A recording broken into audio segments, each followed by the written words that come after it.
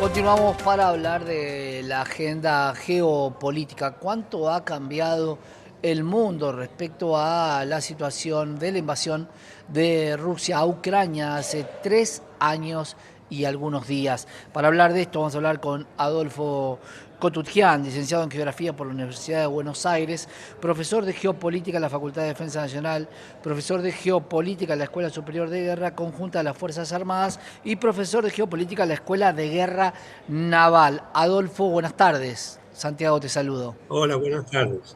¿Cómo te va? ¿Cómo estás? Bien, bien. Adolfo, con tu Sí, experiencia, ¿qué estamos viviendo hoy respecto a esta invasión de Rusia a Ucrania, pero con una intervención de alguien que subvencionaba la guerra, un país que luego cuando cambió de dirigente le cobra lo que había ofrecido? ¿Es un engaño de parte de los Estados Unidos? ¿Esto ya estaba dado de esta manera? ¿Va a cambiar el mundo comercial de la mano de Donald Trump? mirá, yo mañana tengo que empezar una primera clase con los coroneles y estoy todavía pensando cómo arranco. Eh, por esto mismo que vos decís. En principio, jocosamente lo digo, Estados Unidos se está pareciendo a la Argentina en cuanto a sus cambios de orientación, pero esto cambia. No creo que sea una nueva Yalta, pero a fuer de sinceros, Trump lo viene diciendo desde hace mucho esto. Antes de asumir su campaña electoral, decía, yo con Rusia no tengo ningún problema, no tengo ningún interés, digamos, que donde se puedan solapar. Mi problema es China. Mi problema es, acuérdense siempre que Claro. él es un empresario, tiene absolutamente claro los intereses, tanto económicos como en última instancia políticos.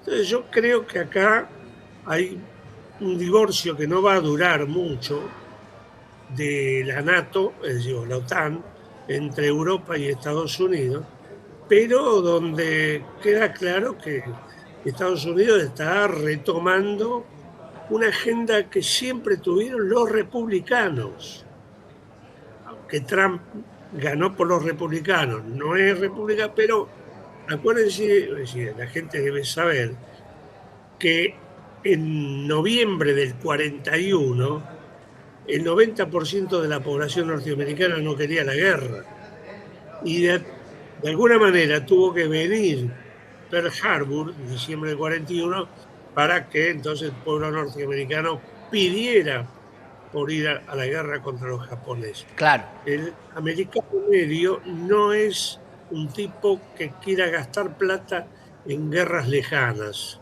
como también lo dijo Trump.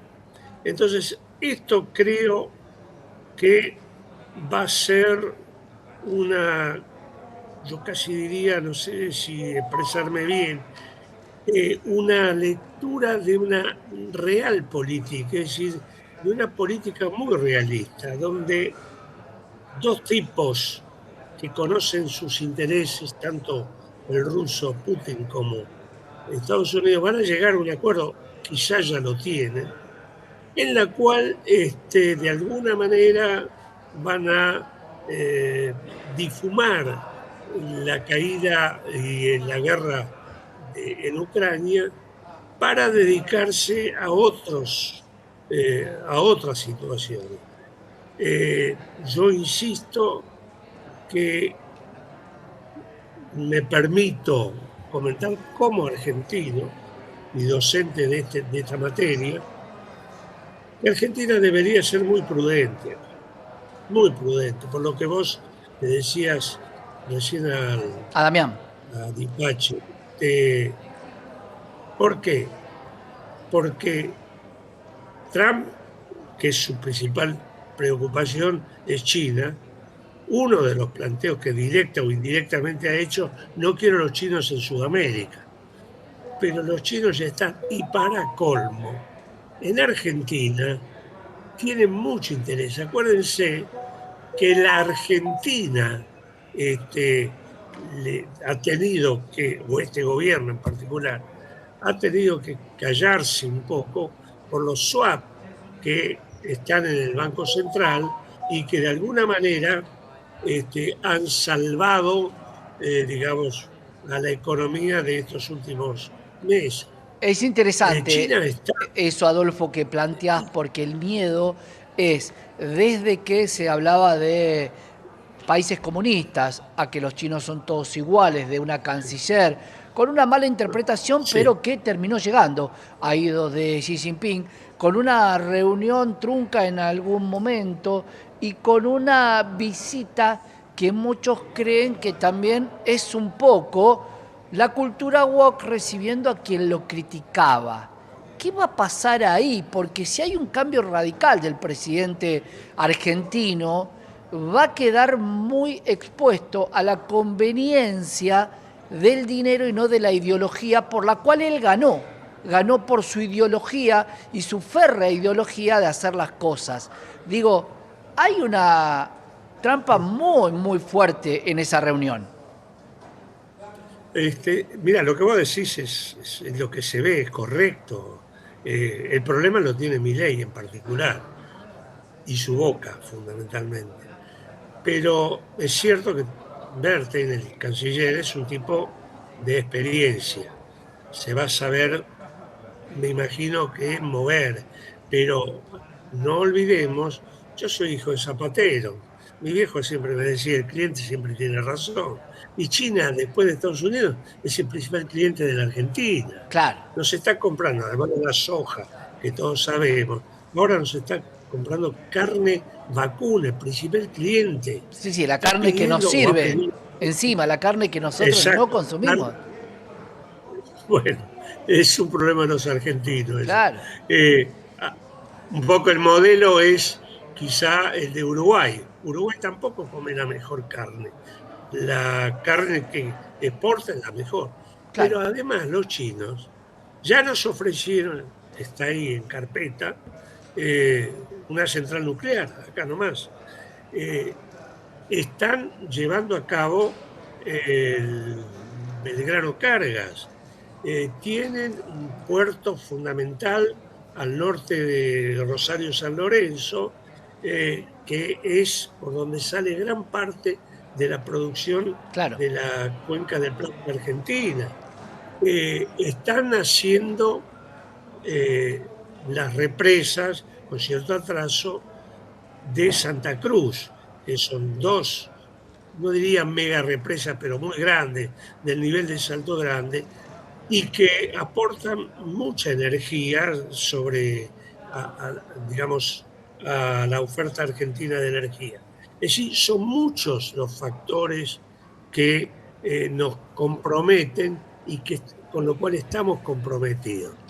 En ese Adolfo, sí, sentido, ahí me quiero sí, meter más que nada con la dale. relación de Rusia y de Ucrania. ¿Por qué Ucrania en el 2014, habiendo perdido un territorio mucho más importante que Lugansk y Donetsk, no se manifiesta de ninguna manera con la península de Crimea y sí después lo hace de esta manera? ¿Es Zelensky quien provoca todo esto? ¿Hay una farsa de Bayona? ¿Está puesto un dirigente por alguien para luego quedarse con el 50% de la producción de tierras raras de ese lugar? ¿Qué va a pasar con la agricultura? Porque es una Argentina en Europa, Ucrania. Digo, y si hay una Sí, sí. Argentina en Europa, ¿para qué nos van a necesitar? Yo diría lo siguiente, en principio no le atribuyo el desarrollo de los problemas políticos y más geopolíticos a una sola persona. Ujú. Posiblemente sea lo que representa determinados intereses. Acuérdense que se va de la Casa Blanca y el primer lugar que va es a Londres, Sí. no al resto de Europa. Londres es de alguna manera el caldo de cultivo de la inteligencia, digamos, europea y occidental. Claro, y el que juega fuera En de la segundo lugar, moneda, más claro, y fue imposible. más claro imposible. En segundo lugar, las tierras raras para mí no son para, en el caso de Rusia, un interés fundamental, porque Rusia tiene, no mucho, pero tiene para sus necesidades. El 80% de la tierra rara la tiene China. Y en el caso de Estados Unidos sí puede llegar a interesarle, porque por lo menos sus yacimientos no son muy abundantes y está importando tierras raras, no solamente de Chile, sino de África también, Claro. o de Colombia y eventualmente Venezuela. Entonces, una guerra por esos yacimientos no hay. Yo creo que acá el problema es más de seguridad estratégica.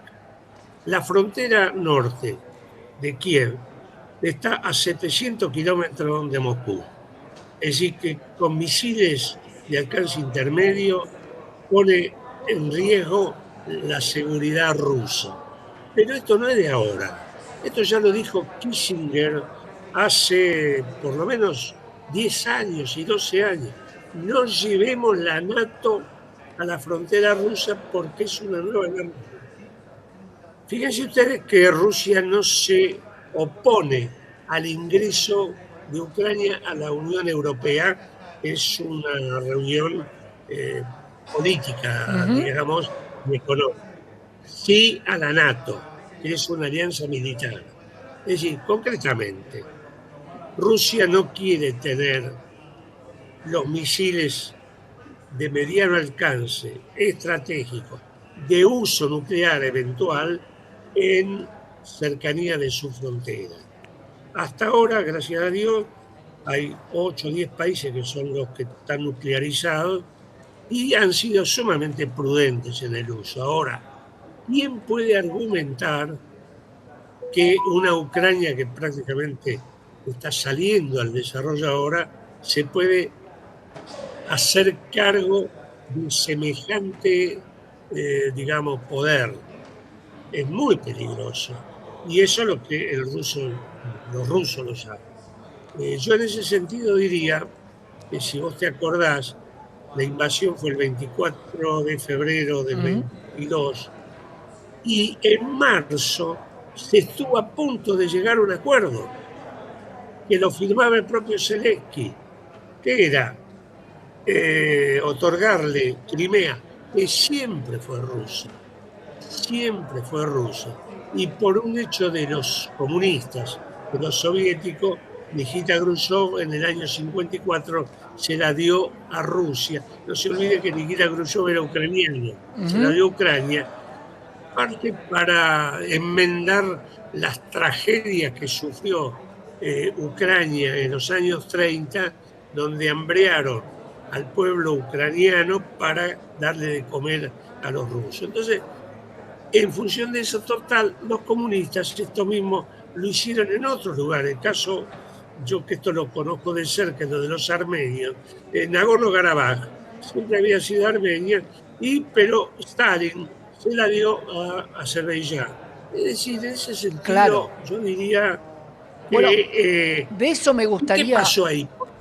Ahí, Adolfo, ¿Por qué no se firmó? Bueno, ahí me gustaría que para la próxima que nos encontremos, porque es sumamente interesante, veamos el tema soberanías que son de otros países. Algunos que dicen esa soberanía no le pertenece o ese país no existe. Sin embargo, hay gente que tiene sus raíces y sus arraigos y la situación de soberanía de otros países también, como el caso Taiwán, ¿no? Que también es uno de los conflictos en el mundo latentes. Adolfo, un placer hablar contigo esta tarde. Muchas gracias. Que siga bien. Adolfo Kotutkian, licenciado en Geografía por la Universidad de Buenos Aires, hablando de los conflictos y de la situación de Donald Trump y la guerra entre Ucrania y Rusia.